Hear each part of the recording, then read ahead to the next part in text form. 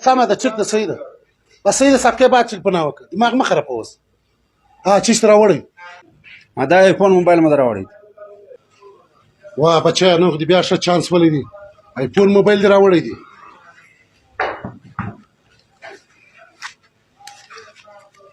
وخه وایي 500 د 2 لک روپۍ موبایل ته څنګه 500 روپۍ ماته راکړې ورسه ته 2 لک روپۍ د جیبه پر کړي دي غلا کړی دي پیسې وړې که پولیس والا در راوغواړم و یاره ته په مزاق نه پوهېږې به زه ولاړم دوکانداره د غلا موبایلان اخلي یا نه اخلم څو دانې در سره دي یو 3-4 دانې را سره دي وی پولیس والا دا مې د خاله دی دا مې د ماما دی دا مې د اکا دی دا به واخې ګرده په رسټور کې خانه د ګرده موبایل ستا کور غدي مر ډېر د ماړه کور دی یوه ګوتمۍ وینې دا به 3 لک روپۍ ده یو سړی نه د کالي څنګه ښه خوند کوي ځان د یو غړپ راوستلی دی چې هر څو غوړي را سره ګار کې ولکه نه شی درله راوړم نه پیسې درکړم یا سړی خالي د کالي ښه خوند کوي مخکې هغه د خره مخ دی ګوت کې والا بهترینه ګوت کې ازبانه ګوت کې درکړم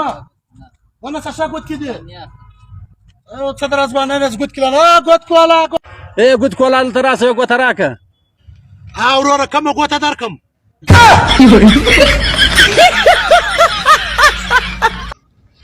یاره عثمان کور دی ودان پیسې دي دا دي ورور پیرک خانه نن ډېر یخ دی دا پیسې ما در بخښلي دي ته ورسه د پیسو په بدله کې زما دپاره اودس وکړه خپله دا واخله چا صاحب اودس وکړه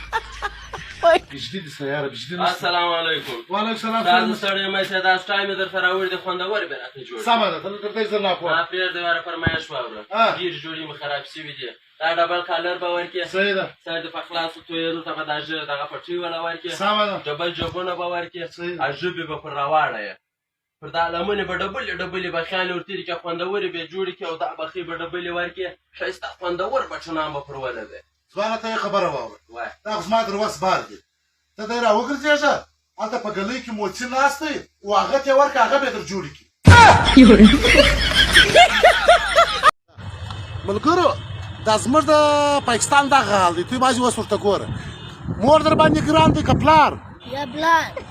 پلار در باندې ګران دی که مور چې په هره خوا یې ویې نتیجه یې اخري ځای دی پنجه یې غټ دی که لسی لسی غټ دی که پنجه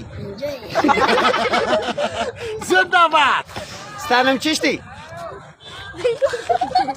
ستا نوم چیشتی اشم ته تر یخ دی نن پیرک خانه ته خو زما ډېر یار یې چې نن یو کار درته ووایم هغه به وکړې خود عثمان ته ورسه اوبه ډېرې یخې دي ته استنجا ووه اودس به بیا زه وکړم ورته یاره موږ خپله خبره